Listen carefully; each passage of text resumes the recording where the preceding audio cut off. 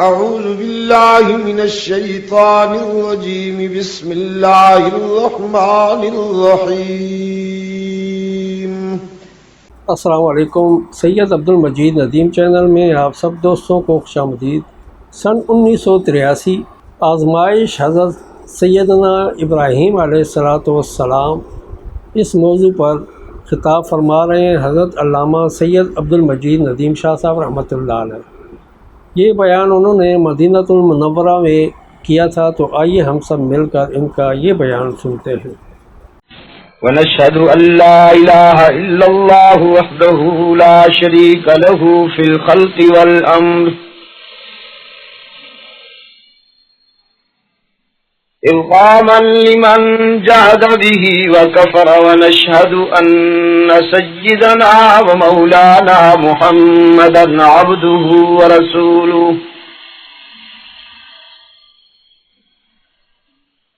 المبعوث إلى الأسود والأحمر لتتميم مكارم الأخلاق صلى الله تعالى عليه وعلى آله وأصحابه الذين هم خلاصة العرب الألباء وخير الخلائق بعد الأنبياء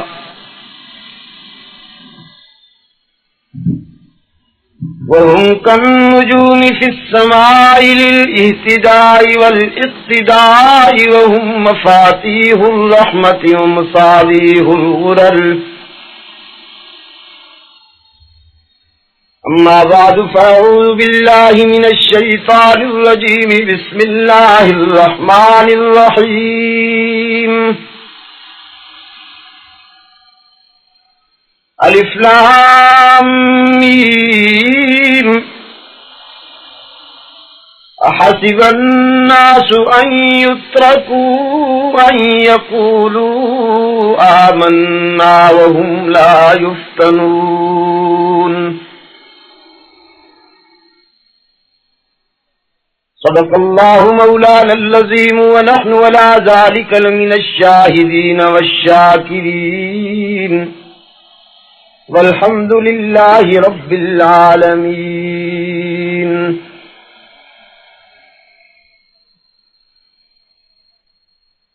قرآن پاک کی یہ آیت جو ابھی ابھی آپ کے سامنے تلاوت کی گئی ہے،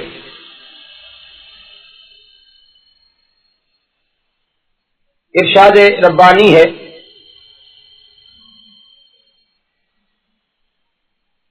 لوگ خیال کرتے ہیں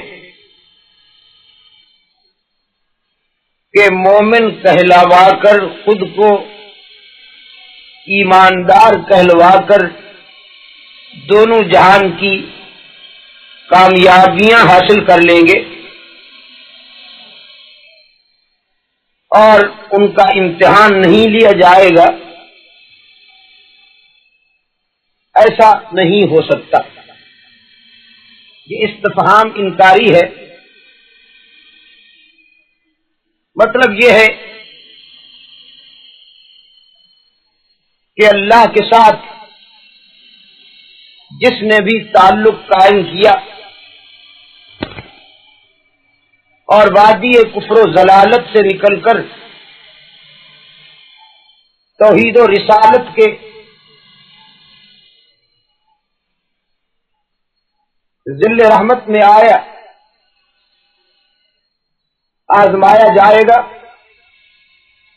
امتحان ہوگا.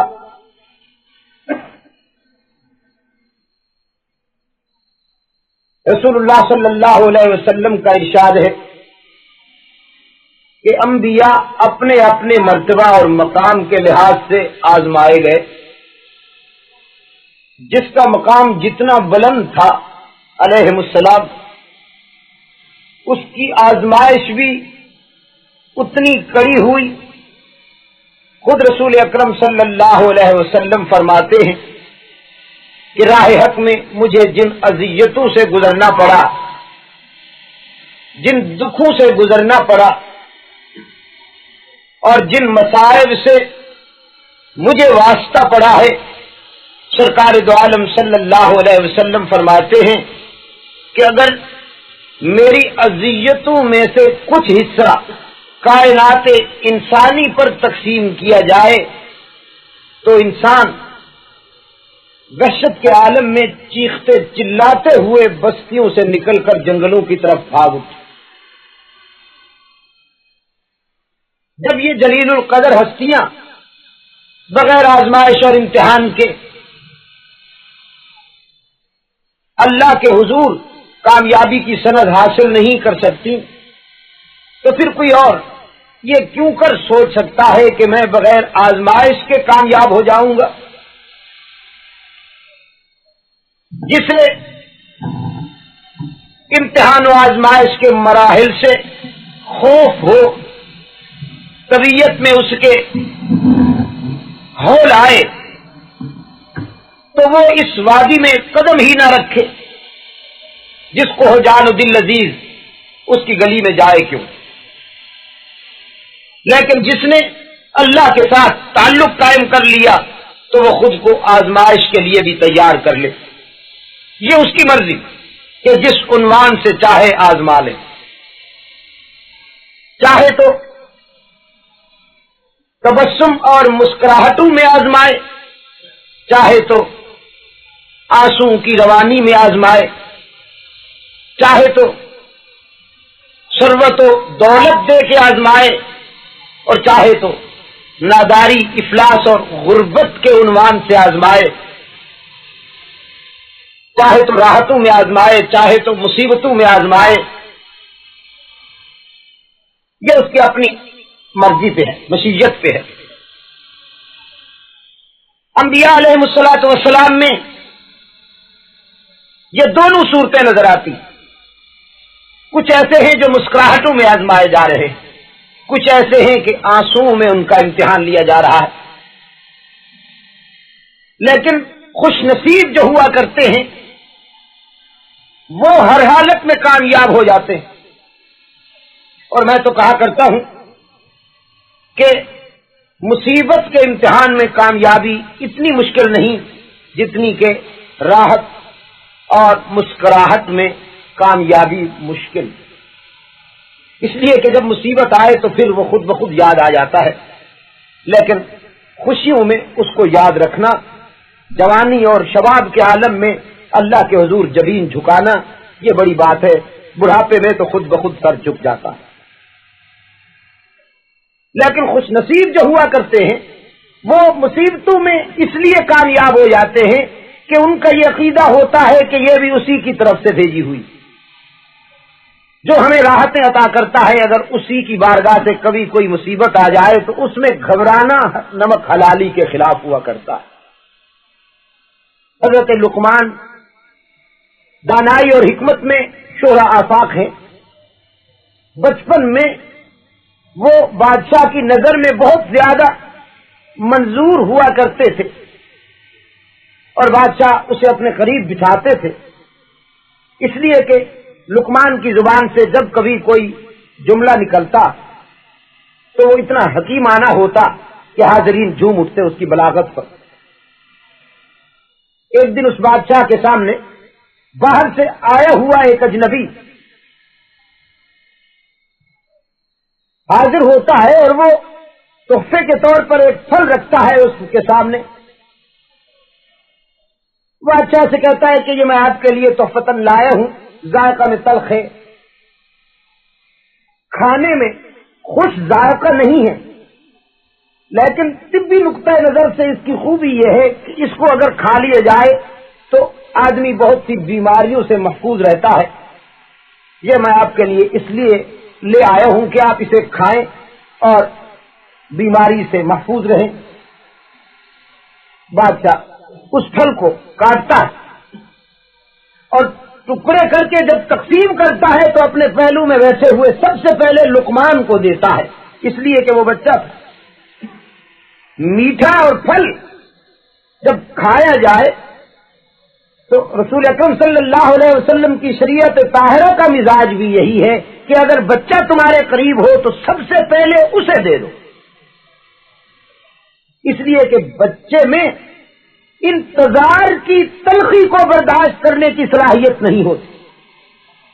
آپ اگر میٹھا یا پھل پہلے بچے کو نہیں دیں گے، دوسروں کو دیں گے، ہو سکتا ہے کہ وہ بچہ ہاتھ پھیلا لے مانگنے کے لیے۔ سرکار دو عالم صلی اللہ علیہ وسلم نے فرمایا کہ اس سے پہلے کہ بچہ خدا کے سوا بندے کے آگے ہاتھ پھیلائے، اس کو حصہ دے دو تاکہ اس بچے کے ہاتھ غیر اللہ کے آگے پھیلنے سے بچ جائے۔ چنانچہ سب سے پہلے لقمان کو حصہ ملا ہے اس پھل سے۔ جب وہ پھل دوسروں میں تقسیم ہو چکا اور اسے کھایا گیا تو سب نے اس کی تلخی کو اس قدر محسوس کیا کہ کوئی پانی کی طرف لپکا، کسی کو متلی ہونے لگی، سب کی طبیعت غیر ہو گئی، لیکن لقمان انتہائی سکون کے ساتھ بغیر کسی اضطراب اور تشویش کے وہ پھل کھا گئے۔ جب محفل اپنے رنگ میں آئی ہے تو سوالیہ نظریں لقمان کی طرف اٹھی کہ یہ اپنے حصے کا وہ پھل کھا گیا، کیا اسے کڑوا نہیں لگا؟ بادشاہ نے لقمان کی طرف اٹھنے والی نگاہیں دیکھ کر پوچھا کہ برخوردار آپ کو یہ پھل کڑوا نہیں لگا؟ لقمان کہنے لگا مجھے بھی کڑوا لگا۔ تو بادشاہ نے کہا آپ نے تھوک کیوں نہیں دیا؟ لقمان کہنے لگا جب میں نے وہ پھل کھایا ہے اور اس کی تلخی محسوس کی، میرے نفس نے تقاضا کیا کہ اسے تھوک دوں، لیکن مجھے خیال آیا اور میرے ضمیر نے مجھے رہنمائی کی کہ پھل کی طرف نہیں دیکھنا چاہیے، دینے والے ہاتھوں کی طرف دیکھنا چاہیے۔ جو ہاتھ ہمیشہ میٹھی اور اچھی چیز دینے کے عادی ہوں، اگر انہی ہاتھوں سے کبھی کوئی کڑوی چیز بھی مل جائے تو اسے ٹکرا دینا نمک حلالی کے خلاف۔ اس لیے خوش نصیب جو ہوا کرتے ہیں وہ ہر حالت میں کامیاب ہو جاتے ہیں، راحتوں میں بھی اور مصیبتوں میں بھی۔ میں آپ کے سامنے قرآن پاک کا ایک ورق رکھتا جس میں آپ دیکھیں گے کہ اللہ کا ایک اولو العزم جلیل القدر پیغمبر راحتوں میں، بے پناہ خوشیوں میں اور مسکراہٹوں میں آزمایا جا رہا ہے، لیکن وہ کامیاب ہوتا ہے۔ حضرت سلیمان علیہ السلام، انبیاء علیہ السلام میں حضرت سلیمان وہ پیغمبر ہیں خدا کے کہ بیک وقت جنہیں نبوت بھی عطا ہوئی اور سلطنت بھی عطا ہوئی، یعنی سر پہ نبوت کا تاج تھا اور قدموں میں حکومت، اور یہ سلطنت ایسے بھی نہیں، اللہ سے مانگی ہے حضرت سلیمان علیہ السلام نے۔ خدا کے حضور دست میں دعا ہوئے، ہاتھ پھیلائے اللہ کے نبی نے، فرمایا رب اغفر لی وہب لی ملکا۔ حضرت سلیمان علیہ السلام بارگاہ رب العزت میں دست بدعا ہوتے عرض کرتے ہیں میرے داتا سب سے پہلے تو میری عقبہ کو سوار دیجیے، سب سے پہلے تو میری آرزو اور تمنا یہ ہے کہ میری عقبہ کو بہتر بنا دیجیے۔ نبی کی دعا ہے نا، ہم تو جب دعا مانگتے ہیں تو ظاہر ہے کہ سب سے پہلے دنیا رکھتے ہیں، اچھا مکان دیجیے، نئے ماڈل کی موٹر ہونی چاہیے، بیلنس میں اضافہ ہونا چاہیے۔ اللہ کو بھی ہماری اس کمزوری کا پتہ تھا، اس لیے ہمیں یہی حکم دیا گیا کہ جب دعا مانگو تو ربنا آتنا فی الدنیا، پہلے دنیا مانگ لو۔ لیکن پیغمبر کی دعا جو ہے اس نے دنیا سے پہلے عقبہ کا تصور، فرماتے ہیں رب اغفر لی، میرے معبود، میرے داتا، سب سے پہلے تو میری تمنا یہ ہے کہ میری عقبہ سوار دیجیے، وہب لی ملکا، اور پھر یہ بھی میری درخواست ہے کہ احقاق حق اور ابطال باطل کے لیے مجھے مملکت بھی عطا کیجیے، اقتدار بھی عطا کیجیے، اور اقتدار بھی ایسا، سلطنت اور مملکت بھی ایسی کہ لا ينبغي لأحد من بعدی، پھر میری طرح کی مملکت اور سلطنت دنیا میں اور کسی کو نہ ملے، تاکہ دنیا کو پتہ تو چلے نا کہ سلیمان علیہ السلام نے اپنے داتا سے کام کی چیز مانگی۔ اور اس سے یہ بھی معلوم ہوا کہ سچائی کے فروغ اور برائی کے خاتمے کے لیے اگر اقتدار اور کرسی ہی ایک ذریعہ رہ جائے تو خدا سے اس کا مانگنا بھی جرم نہیں. رب کائنات نے فرمایا ہم نے اپنے پیغمبر کی دعا کو قبول کرتے ہوئے انہیں سلطنت عطا فرمائی،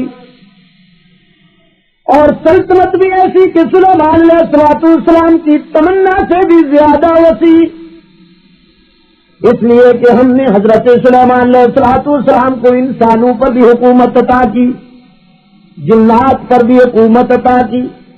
قرآن کہتا ہے فَسَخَّرْنَا لَهُ الرِّيحَ، ہم نے ہواؤں کو بھی پابند کر دیا سلیمان علیہ السلام کے لیے، روک دیا باد سرسر کو بھی، پابند کر دیا باد سبا کی لطافتوں کو بھی. حکم ہوا کہ آدھی اور تم بھی ٹھہر جاؤ، باد سبا تو بھی رک جا، انتظار کرو. تجری بامرہ رخاء، جس طرف میرے پیغمبر کی انگلی کا اشارہ ہوتا جائے تم بھی اپنی پرواز کے لیے وہی راستہ متعین کرتی جاؤ. یعنی ہوائیں بھی سلیمان علیہ السلام کے اشاروں پر چل رہی. قرآن کہتا ہے وَحُشِرَ لِسُلَيْمَانَ جُنُودُهُ مِنَ الْجِنِّ وَالْإِنسِ وَالطَّيْرِ، لشکر سلیمانی ترتیب دیا گیا، انسان بھی موجود ہیں اس میں، جنات بھی موجود ہیں، پرندے بھی موجود ہیں. اپنے مشن پر چلا جا رہا ہے لشکر سلیمانی. ایک مقام پر ٹھکانہ دیا پیغمبر کے لشکر نے، اور حضرت سلیمان علیہ السلام، لیکن ٹھکانے سے پہلے ایک مرحلہ اور، یہ عظیم الشان لشکر چلا جا رہا ہے ایک وادی سے گزرتے ہوئے. قرآن کہتا ہے قالت نملۃ یا ایھا النمل ادخلوا فی مساکنکم لا يحطمنکم سلیمان وجنودہ وهم لا يشعرون.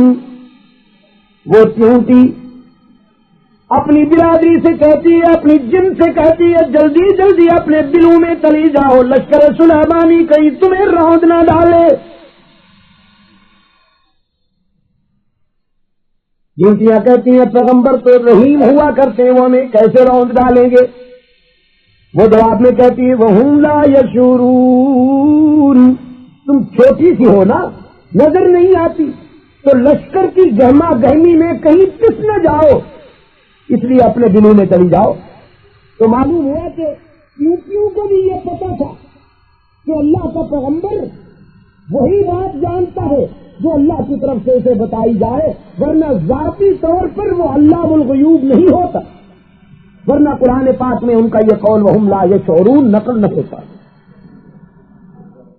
اب حضرت سلیمان علیہ السلام ایک مقام پر ٹھکانہ فرماتے ہیں، اپنے لشکر کا جائزہ لیتے ہیں.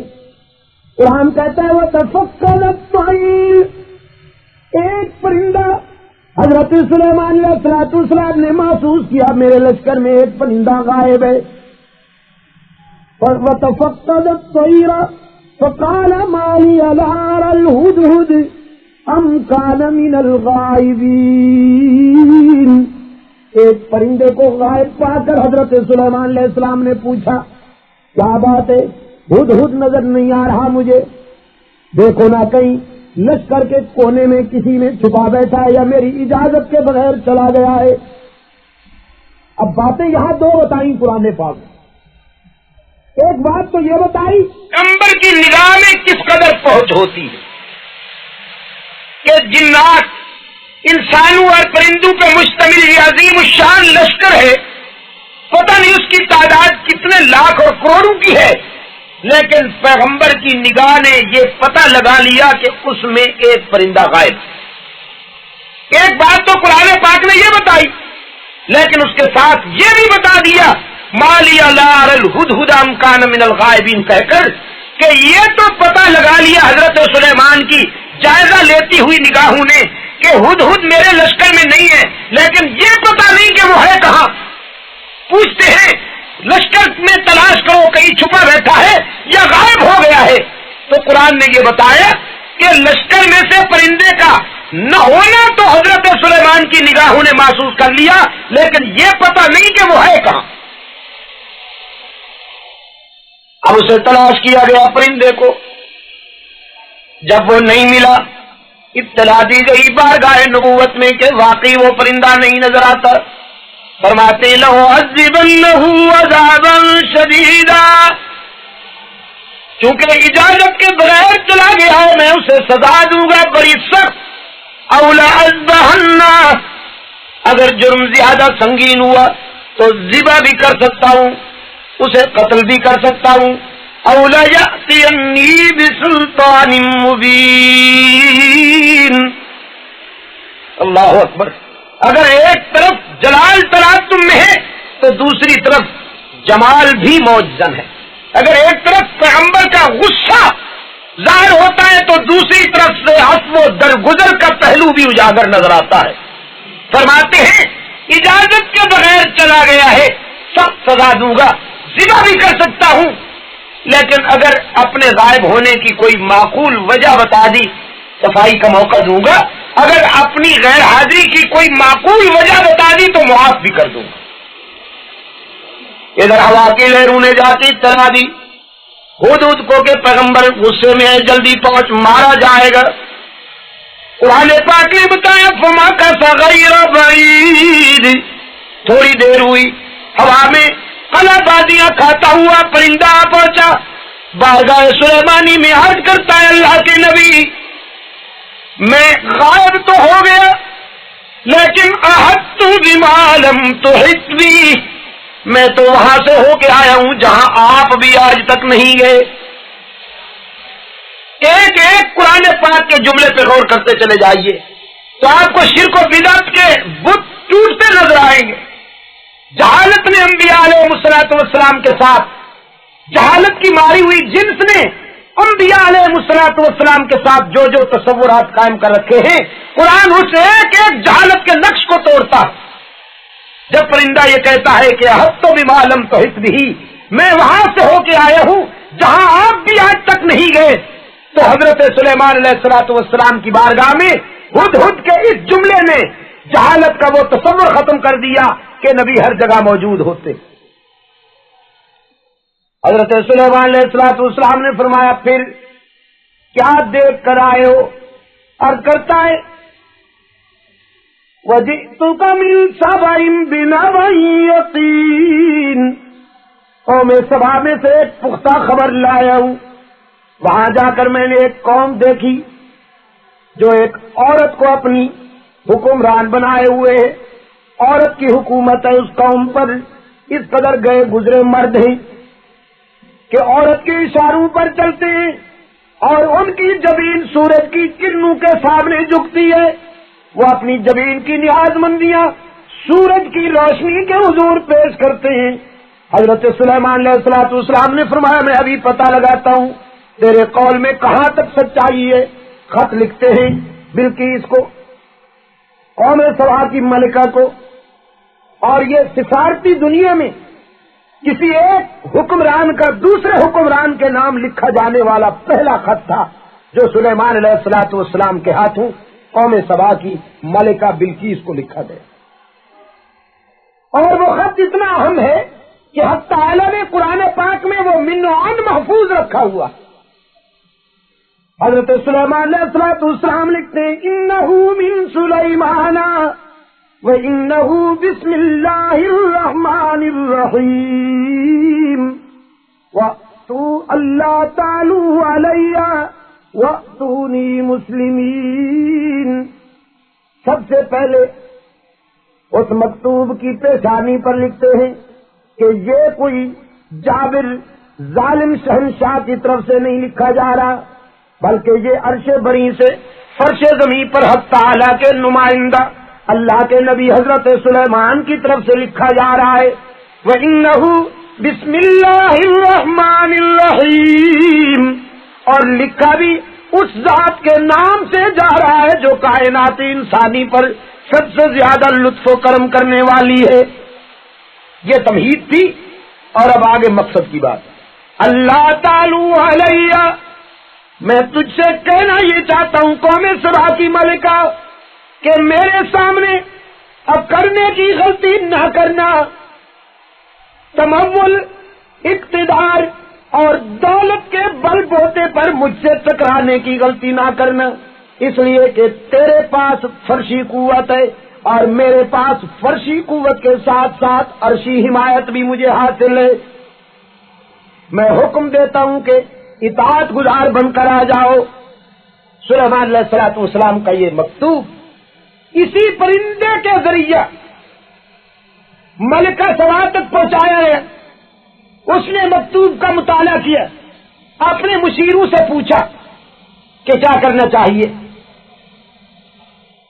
ان میں سے اکثر کی رائے یہ تھی کہ ہم ٹکرائیں گے، خون بہائیں گے، لیکن انہیں تو یہ کہہ کر بلقیس نے چپ کر دیا کہ خون ریزی مجھے پسند نہیں ہے، اس لیے کہ ان الملوک اذا دخلوا قریۃ افسدوها وجعلوا اعزۃ اہلها اذلہ. جب دو حکومتیں، جب دو سلطنتیں ٹکراتی ہیں اور بادشاہ فاتح بن کر مفتوحہ قوم کی بستیوں میں داخل ہوتے ہیں تو پھر پگڑیاں اچھلتی ہیں، آبادیاں تاراج ہوتی ہیں، سکون تباہ ہوتا ہے، بڑھاپے ویران ہوتے ہیں، بچے یتیم ہوتے ہیں، ماؤں کی مامتا لٹتی ہے، بہنوں کے سر سے دوپٹے اترتے ہیں، بیٹیوں کی آبرو پہ سب خون پڑتا ہے. میں خون ریزی پسند نہیں کرتی. انی مرسلتم بہدیہ، میں کچھ تحائف روانہ کرتی ہوں، ہیرے اور موتی بھیجتی ہوں. مجھے یہ توقع ہے کہ ہیرے اور موتیوں کی چمک دمک دیکھ کر شاید وہ نرم ہو جائے. حضرت سلیمان علیہ السلام کے پاس بلقیس کی طرف سے ہدایہ بھیجے گئے.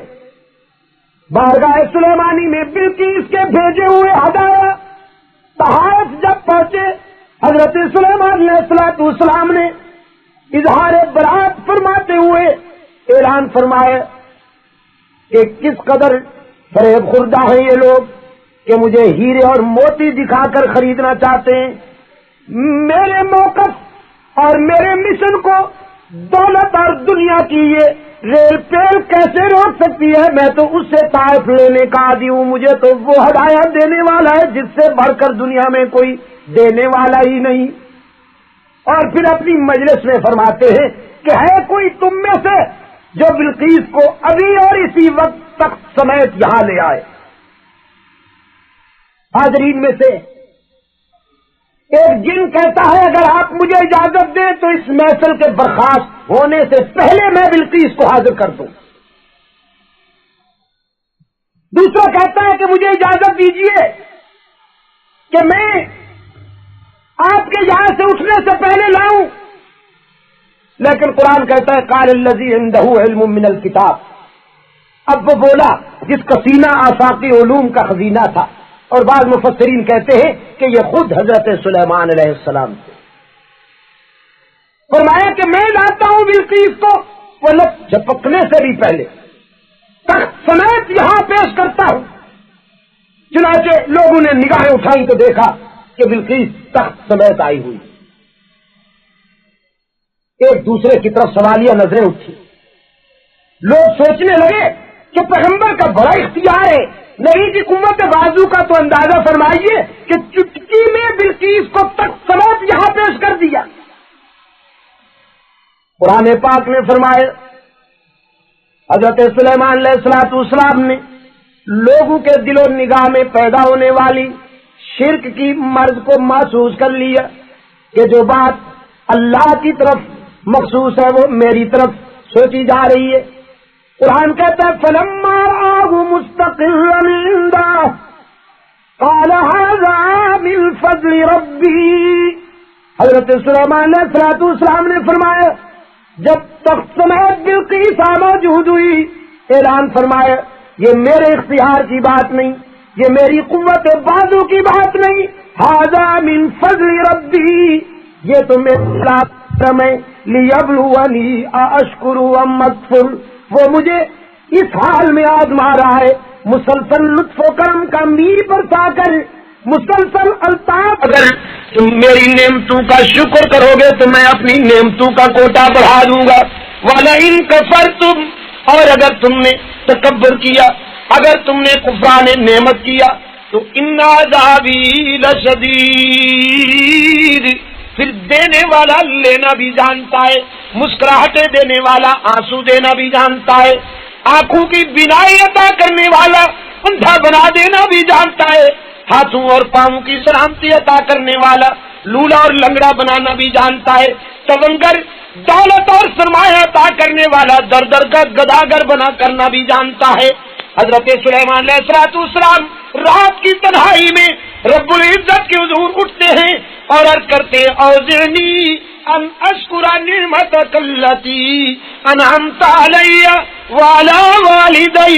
میرے محسن، جب تو نے لطف و کرم کی انتہا کر دی، جب تو نے مہربانیوں کی انتہا کر دی، تو اب میں تیری نعمتوں پر شکر کی توفیق بھی تجھ سے مانگتا ہوں، مجھے شکر کی توفیق بھی تو عطا کر. میں نے آپ کے سامنے قرآن پاک کا یہ ورق مدینۃ الرسول میں بیٹھ کر اس لیے عرض کیا ہے، اور یہ میری انتہائی خوش قسمتی کی بات ہے.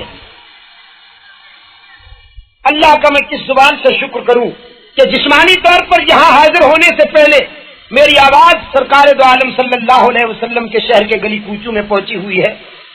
اور اس وقت جبکہ میں دیار مغرب سے آ رہا ہوں، انگلینڈ کا 2 مہینے کا دورہ کر کے آ رہا ہوں، جہاں پر میرے ان احباب نے مجھے کچھ کہنے کے لیے مدعو کیا ہے، میں ان کا شکر گزار ہوں. آپ کے سامنے قرآن پاک کا یہ ورق اس لیے رکھ رہا ہوں کہ حق تعالی نے آپ پر یہ کرم کیا، آپ کو بہت بڑے انعام سے نوازا کہ یہاں آپ کی دنیا بھی سنور رہی ہے، دین بھی بن رہا ہے، دنیا بھی اجالو سے معمور ہو رہی ہے، عقبہ کے لیے بھی آپ بہرحال اللہ سے رحمت کی توقع رکھے ہوئے ہیں. تو ہر وقت آپ کی زبین اللہ کی بارگاہ میں جھکنی چاہیے اور خدا سے آپ کو ہر وقت یہ التجا کرنی چاہیے کہ خداوندہ ہمیں اس امتحان میں کامیابی عطا کر. آپ کے لیے یہ مرحلہ انتہائی نازک ہے. رسول اکرم صلی اللہ علیہ وسلم کا یہ شہر، اس کے گلی کوچے اس آقا نامدار صلی اللہ علیہ وسلم اور آپ کی مقدس جماعت کی یاد دلاتے ہیں. یہی وہ سرزمین ہے جہاں فخر رسول مولا کل ہادی سبل چلا کرتے تھے.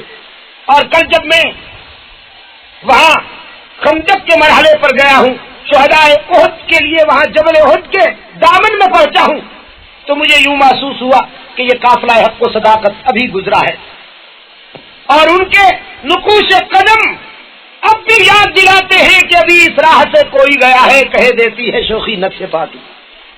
قرآن پاک کا یہ ورق میں نے آپ کے سامنے رکھا، اور اب آئیے میں آپ کی خدمت میں اللہ کے ایک اولو العزم پیغمبر جو بابا ملت ہیں حضرت ابراہیم علیہ السلام کی زندگی کا ایک ورق رکھتا ہوں. چونکہ مجھے ایک دن کے بعد مکہ کی طرف سفر کرنا ہے، اور میرے دل و نگاہ میں بلکہ ہر زائر حرم جو بھی بیت اللہ کی طرف مسافر بننے والا ہے، اس کے خیالات میں اور اس کے وجدان میں خلیل کا اثار اور خلیل کی زندگی کی ایک ایک ادا رچی بسی ہوئی ہے. آپ ان کی زندگی کا مطالعہ کیجئے کہ انہیں کن کن مراحل سے گزرنا پڑا. لڑکپن سے نکل کر جوانی میں قدم رکھتے ہیں تو سب سے پہلے امتحان ہوتا ہے کہ جا نظر کرو. طاقت مقابلے میں آتی ہے، وہ آگ جلاتی ہے، اور ادھر صداقت سج دھج کے طاقت کی آنکھوں میں آنکھیں ڈال کر جب طاقت دھمکیاں دے رہی تھی صداقت کو کہ میں آگ جلا سکتی ہوں، تو صداقت نے اعتماد کے ساتھ جواب دیا کہ میں چھلانگ لگا سکتی ہوں. چنانچہ آپ نے دیکھا کہ نمرود نے شعلے بھڑکائے اور خلیل نے چھلانگ لگا کے دکھا. یہ اور بات ہے کہ حق تعالی نے انگاروں کو گلزار بنا دیا، لیکن خلیل تو اس مرحلے سے گزر گئے نا. اب ایک اور امتحان ہے، آنسو میں آزمائے جا رہے ہیں. حکم ہوا کہ ہجرت کیجیے، چھوڑ دیجیے بابل کو، فلسطین جائیے، وہاں کی ایک حرام بستی ہے، ادھر جا کے ڈیرے لگائیے. عرض کرتے ہیں اللہ میاں اکیلا جاؤں؟ فرمایا نہیں، اپنی بیوی کو ساتھ لے جا سکتے. تو اللہ میاں یہ برادری، یہ احباب، یہ متعلقین و متوسلین، حکم و سب کچھ چھوڑ دیجئے، آپ جائیے فلسطین میں، ہم آپ کو نئی دنیا عطا کریں گے۔ اب ہجرت کی ہے، فلسطین میں آئے ہیں، فلسطین میں آ کر ابھی قدم ٹکنے نہیں پائے کہ حکم آ گیا، اپنی عفت محاب بیوی اور اپنے عصمت محاب لخت جگر کو لے جائیے اس جگہ جہاں زندگی کے آثار ہی نظر نہیں آتے۔ قرآن نے جس وادی کو غیر ذی زرع سے معنون کیا، چنانچہ یہ بڑا نازک اور تیسرا مرحلہ تھا امتحان کا۔ حضرت سلیمان علیہ الصلوۃ والسلام اپنی عفت محاب رفیقہ حیات کو ساتھ لیتے ہیں اور اپنے لخت جگر کو بھی اٹھا لیتے ہیں، چلے جا رہے ہیں اس وادی کے سینہ پر کہ جہاں کی سنگلاخ زمین سے آج تک دنیا کی کوئی مشینری پانی کی ایک بوند بھی نہیں نکال سکی۔ قرآن پاک نے اطلاع دی، حضرت سلیمان علیہ الصلوۃ والسلام اپنے لخت جگر کو اور اپنی بیوی کو وادی غیر ذی زرع کے دامن میں بٹھاتے ہیں۔ حضرت ابراہیم علیہ الصلوۃ والسلام اور جناب ہاجرہ جناب خلیل سے فرماتی ہیں کہ تنہائی میں چھوڑنے کی یہ سخت سزا کس جرم کی پاداش میں دی جا رہی ہے؟ رحمت عالم صلی اللہ علیہ وسلم نے فرمایا، میرے دادا چپ تھے، بولتے بھی نہیں تھے کہ کوئی جملہ ایسا نہ نکل جائے جو امتثال امر الہی میں بے ادبی سے معنون ہو، کیونکہ مرحلہ بڑا نازک ہے نا۔ جناب ہاجرہ نے عرض کیا خلیل اللہ سے کہ اچھا یہ تو بتائیے کہ اس ویرانے میں چھوڑنے کا فیصلہ آپ کا ذاتی ہے یا آفاقی؟ تو اب اس سوال کے جواب میں خلیل کی انگلی آسمان کی طرف اٹھی۔ یہ خاموش مگر جامع جواب تھا ابراہیم علیہ الصلوۃ والسلام کی طرف سے کہ نبیوں کے فیصلے ذاتی نہیں ہوا کرتے، ہم تو اپنی منشا سے ایک جملہ بھی نہیں بول سکتے، ہماری تو زندگی کی ایک ایک ادا خدا کے حکم کے پابند ہوا کرتی ہے۔ پتہ نہیں یار لوگوں نے انبیاء علیہ الصلوۃ والسلام کی ذات گرامی سے یہ تصور کیسے قائم کر لیا کہ نبی مختار کل ہوتے ہیں، جو چاہیں کر لیں، حالانکہ قرآن کہتا ہے کہ پیغمبر کی زندگی کا ایک ایک زاویہ، نبی کی زندگی کی ایک ایک ادا اللہ کے حکم کے پابند ہوتی ہے۔ جناب خلیل کی انگلی آسمان کی طرف اٹھتی ہوئی دیکھ کر حضرت ہاجرہ صلوات اللہ وسلامہ علیہ اللہ پر توکل اور بھروسے کے جذبہ میں سرشار ہو کر فرماتی ہیں، خلیل آپ اطمینان سے جائیے، ہماری فکر کرنے کی ضرورت نہیں، جس ذات نے اس ویرانے میں چھوڑنے کا حکم دیا ہے حفاظت بھی وہی کرے گا۔ حضرت ابراہیم علیہ الصلوۃ والسلام جانے سے پہلے وہیں کھڑے ہو کر رب العزت کی بارگاہ میں ہاتھ اٹھاتے اور کرتے، ربنا انی اسکنت من ذریتی بواد غیر ذی زرع، میرے داتا تیری رضا کے لیے اپنے قلب و جگر کا سرمایہ، اپنے دل و نگاہ کی متاع عزیز، اپنا لخت جگر اس ویرانے میں چھوڑ کر جا رہا ہوں جہاں سبزہ بھی نہیں، پانی بھی نہیں، کوئی مونس و غمخوار نہیں، انسانی آبادی کا نام و نشان نہیں، زندہ رہنے کے لیے بظاہر اسباب ناپید ہیں، لیکن اس لیے چھوڑ کر جا رہا ہوں کہ تو راضی ہو جائے اور تیرے ذکر کی عظمتیں اور بلند ہو جائیں۔ ربنا لیقیموا الصلاۃ فاجعل افئدۃ من الناس تہوی الیہم، میرے داتا میں تو اپنے لخت جگر کو اس تنہائی میں چھوڑ کر جا رہا ہوں، لیکن میری التجا ہے کہ تو اسے تنہا نہ رہنے دیجیو، اپنے بندوں کو میرے بیٹے کی طرف متوجہ کر دیجیو، میرے لخت جگر کی محبت اپنے بندوں کے دل و نگاہ میں بھر دیجیو، وارزقہم من الثمرات لعلہم یشکرون، اور یہ بھی میری آرزو ہے کہ میرے لخت جگر کو اپنے سوا کسی اور کا محتاج بھی نہ کیجیے، اسے رزق بھی عطا کرتے رہیے تاکہ یہ تیرا کھا کر تیرے شکر میں ان کی زبانیں ہر وقت زمزمہ سنج رہے۔ خلیل کی دعا کی گہرائی پہ قربان جائیں۔ اس سرزمین پر کہ جس کے سینے میں آج تک، جیسے کہ میں پہلے کہہ چکا ہوں، بڑی بڑی مشینریاں پانی نہیں نکال سکی، اس زمین پہ کھڑے ہو کر خلیل دعا کرتے ہیں کہ خداوندہ میری اولاد کو پھل فروٹ کھلائیے، ورزقہم من الثمرات، انہیں انار کھلائیے، انہیں سیب کھلائیے، انہیں انگور کھلائیے۔ حالانکہ وہاں پر بظاہر اس کا کوئی امکان نہیں تھا کہ یہاں باغ ہوں، گلشن سجے اور پھر ان سے پھل پیدا ہوں۔ چشم فلک حیران تھی، تاریخ دنگ تھی کہ یہ کون سی دعا اور کہاں مانگی جا رہی ہے؟ اس مقام پر، اس زمین پر پھل مانگے جا رہے ہیں، یہ کون سی دعا ہے اور کہاں مانگی جا رہی ہے؟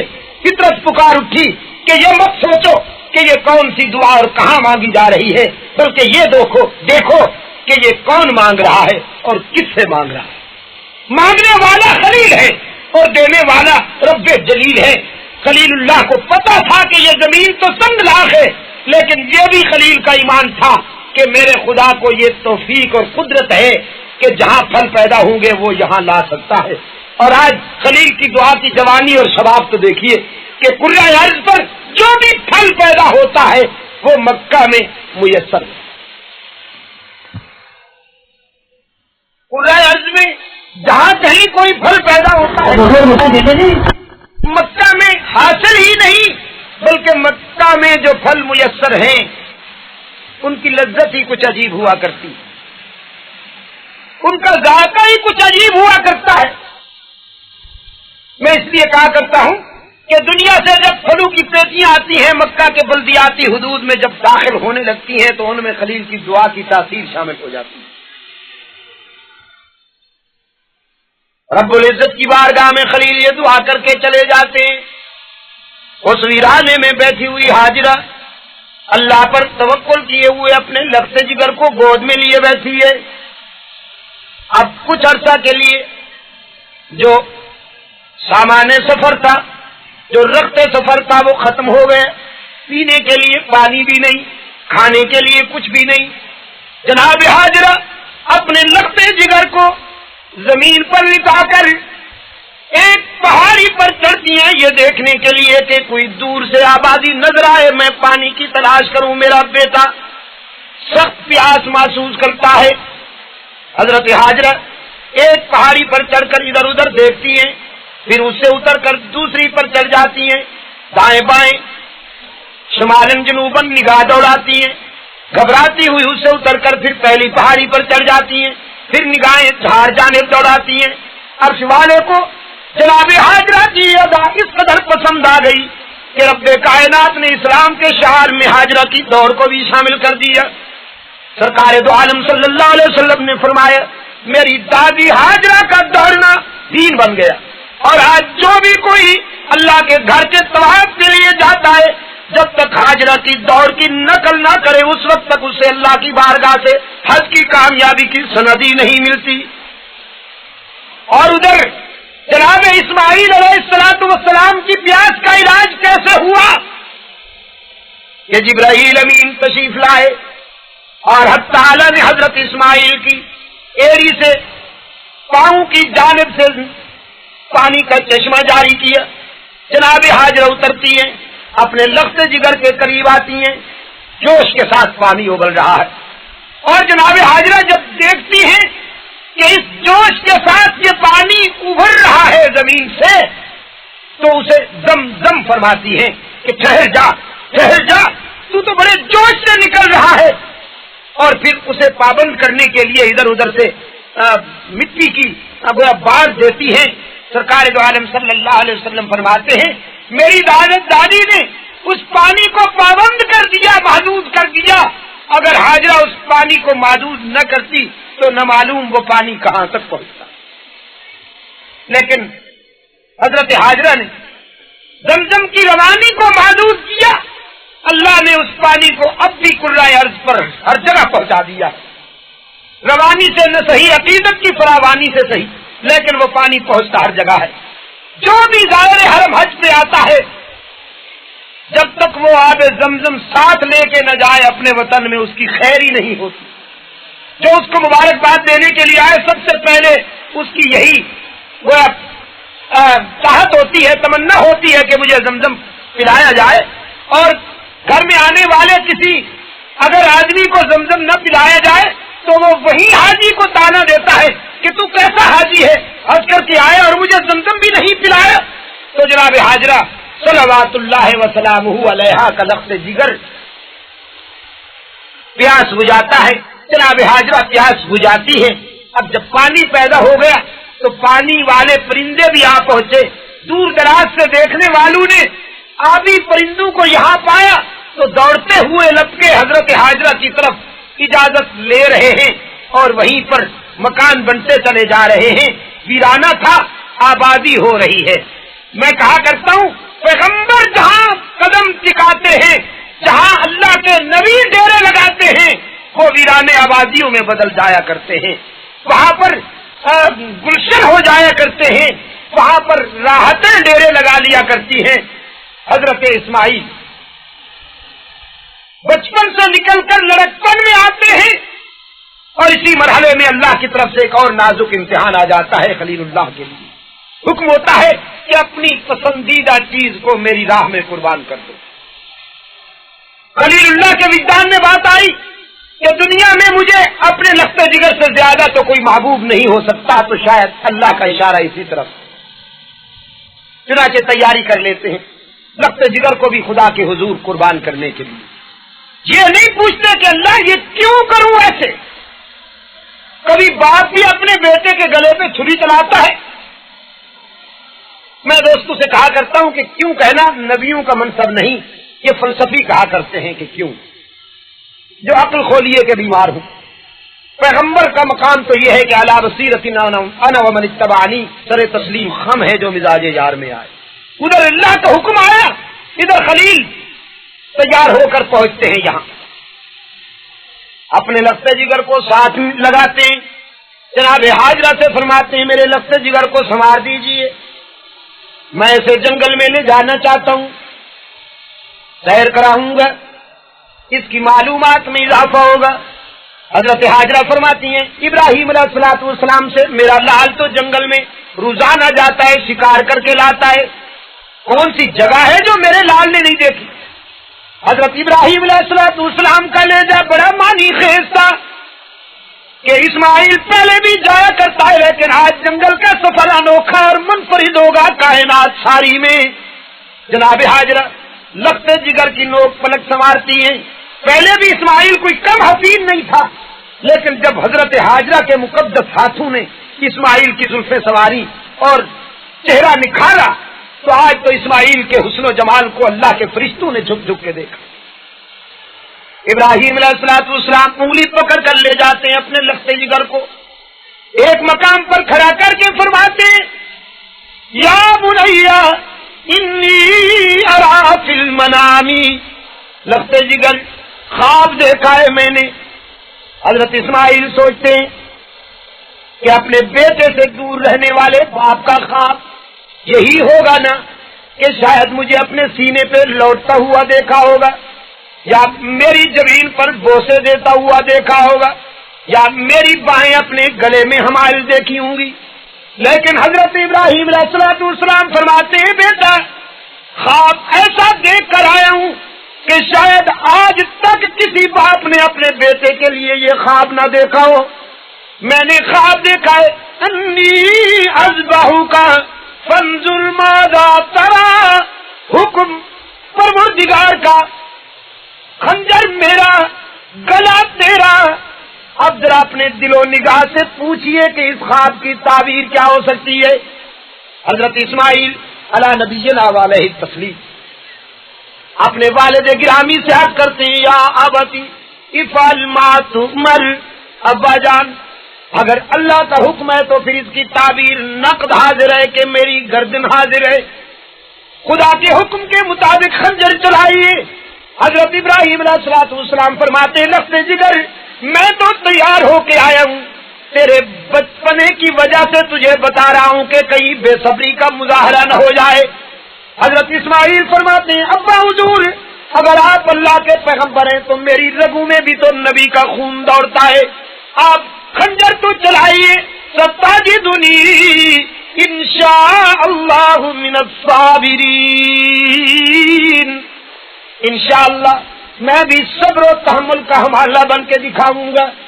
قرآن پاک فرماتے کہ دونوں باپ بیٹا تیار ہو گئے، فلما اسلما، ابراہیم خنجر چلانے کے لیے تیار ہیں، اسماعیل گلا کٹانے کے لیے تیار ہیں، وَتَلَّهُ لِلْجَبِينِ، حضرت اسماعیل نے جبین زمین پر ٹکا دی۔ جناب ابراہیم علیہ السلام اپنا عمل جاری کرتے ہیں، رب کائنات کا حکم ہوتا ہے جبرائیل جلدی لے جاؤ، اسماعیل کی جگہ پر دمبے کو لٹا دو، اس گلے نے کٹنا نہیں ہے، اس سے تو میرے محبوب کو آنا ہے، رحمت للعالمین صلی اللہ علیہ وسلم کا دادا ہے حضرت اسماعیل۔ چنانچہ گلا بدل گیا اور خلیل اللہ کا خنجر اس جانور پر چل گیا جو اللہ کے انتظام اور اسی کے اہتمام سے وہاں پیش کیا گیا تھا۔ خنجر چلتا ہے اور جب حضرت ابراہیم علیہ السلام کے ہاتھوں پر گرم گرم خون پڑتا ہے، فرت مسرت میں اچھلتے ہیں کہ شاید میرے بیٹے کا گلا کٹ گیا۔ قرآن پاک نے فرمایا نادیناہ ان یا ابراہیم، عرش بری سے اطلاع آئی، ابراہیم علیہ السلام کو مبارکباد دی گئی کہ آپ اپنے مقصد میں کامیاب ہو گئے، ہم آپ کو مبارکباد دیتے ہیں کہ آپ اپنے مشن میں کامیاب ہو گئے۔ ابراہیم علیہ السلام کی خوشی کی اب کوئی انتہا نہیں، پہلے خون آیا تھا ہاتھوں پر، اب فون آیا ہے اللہ کی طرف سے کہ قد صدقت الرؤیا، آپ نے اپنے خواب کو سچا کر کے دکھا دیا۔ لیکن خلیل اللہ دیکھتے ہیں تو بیٹا سامنے کھڑا مسکرا رہا ہے اور دمبا تڑپ رہا ہے ذبح ہو کر، سوچتے ہیں یہ کیا ہوا، آواز آئی انا کذالک نجزی المحسنین، میرے خلیل اگر آپ نے وفا کر دیا تو ہم بھی وفا کا جواب وفا سے دیا کرتے ہیں، احسان کا بدلہ احسان سے دیا کرتے ہیں۔ آپ بھی اپنے مشن میں کامیاب، اسماعیل بھی اپنے مشن میں کامیاب۔ آپ نے خنجر چلانے کی انتہا کر دی، اسماعیل نے گردن جھکانے کی انتہا کر دی۔ آپ کا کام تھا خنجر چلانا، اسماعیل کا کام تھا گلا جھکانا۔ کٹنے دوں یا نہ کٹنے دوں یہ آپ دونوں کے اختیار میں نہیں، کسی اور کے اختیار میں ہے۔ بات وہ نہیں ہوگی جو آپ چاہتے ہیں، بات وہ ہوگی جو میں چاہتا ہوں، نتیجہ میری مشیت کے مطابق نکلا کرتا ہے۔ تو قرآن پاک نے یہ بات بھی بتا دی کہ وہ نہیں ہوتا جو نبی چاہے، وہی ہوتا ہے جو منظور خدا ہوتا۔ اور رب کائنات کا خلیل اپنے لفظ جگر کو صحیح و سالم لے جاتے ہیں۔ آج تک ملت ابراہیمی اسی قربانی کی یاد منانے کے لیے بیت اللہ میں جمع ہوتی ہے اور پھر قربانی کی جاتی ہے۔ حضرت اسماعیل علیہ السلام اور حضرت ابراہیم علیہ السلام کے اس عمل کی یاد تازہ ہوتی ہے، اس کو دہرایا جاتا ہے جو آج سے صدیوں پہلے قرائے ارض پر انفرادی طور پر وہ قربانی پیش ہوئی تھی۔ آپ نے یہ دیکھ لیا کہ ابراہیم علیہ السلام ان مختلف مراحل سے گزرتے ہیں اور پھر اللہ کی طرف سے کریڈٹ ملتا ہے، خدا کی طرف سے تمغہ ملتا ہے حضرت ابراہیم علیہ السلام کو کہ ان ابراہیم کان امتا، اکیلا پیغمبر، اکیلا ابراہیم اتنا وسیع تھا اثار و قربانی کے لحاظ سے کہ پوری امت بھی اتنی قربانی نہ دے سکتی جتنی تنہا ابراہیم علیہ السلام نے دے دی۔ یہ نہیں فرمایا ان ابراہیم کان نبیا، یہ نہیں فرمایا ان ابراہیم کان رسولا، یہ تو ہیں ہی، بلکہ یہاں فرمایا ان ابراہیم کان امتن، اکیلا ابراہیم پوری امت جتنا وسیع العمل ہے۔ قانتا للہ حنیفا ولم یک من المشرکین شاکرا لانعمہ اجتباہ وہداہ الی صراط مستقیم۔ جب ایثار و قربانی میں ابراہیم علیہ السلام نے انتہا کر دی تو رب کائنات نے فرمایا ہم نے صلہ یہ عطا کیا خلیل کو کہ اپنی دوستی کے لیے منتخب کر لیا اور صراط مستقیم پر لگا دیا۔ آپ نے یہ دیکھا، میں نے آپ کے سامنے یہ قرآن پاک کا دوسرا ورق پیش کیا جس میں آپ کو میں یہ بتانا چاہتا تھا کہ انبیاء علیہ الصلوۃ والسلام کو آنسو میں بھی آزمایا گیا، مسکراہٹوں میں بھی آزمایا گیا ہے۔ تو آپ نے دیکھا کہ ان دونوں آزمائشوں میں اللہ کے خوش نصیب بندے کامیاب ہو کر گزرے ہیں۔ تو ہمارے اور آپ کے لیے بھی قرآن پاک کا پیغام یہ ہے کہ اللہ کی طرف سے راحتیں آئیں تو شکر کرنا چاہیے، مصیبتیں آئیں تو صبر کرنا چاہیے، اس لیے کہ اسی کی طرف سے یہ دونوں چیزیں آتی ہیں۔ غربت آئے تو اس کے سوا کسی اور کے آگے ہاتھ نہ پھیلائے، دولت آئے تو پھر اس پر تکبر نہیں کرنا چاہیے۔ اللہ تعالی ہم سب کو اس معیار پر پورا اترنے والوں میں شامل کر دیں۔ وآخر دعوانا ان الحمد للہ رب العالمین۔ ابھی آپ سماعت فرما رہے تھے حضرت علامہ سید عبد المجید ندیم شاہ صاحب رحمۃ اللہ تعالی علیہ کو۔ آپ سب دوستوں سے گزارش ہے کہ اس چینل کو سبسکرائب، لائک اور شیئر کریں، اور حضرت شاہ صاحب کے بیانات کو آگے بھی شیئر کیا کریں تاکہ دین کی باتیں سب تک پہنچ سکیں۔ آپ سب دوستوں کا بہت شکریہ۔ ملتے ہیں ایک نئی ویڈیو کے ساتھ، تب تک کے لیے اللہ حافظ۔ پاکستان پائندہ باد۔ صدق اللہ مولانا العظیم۔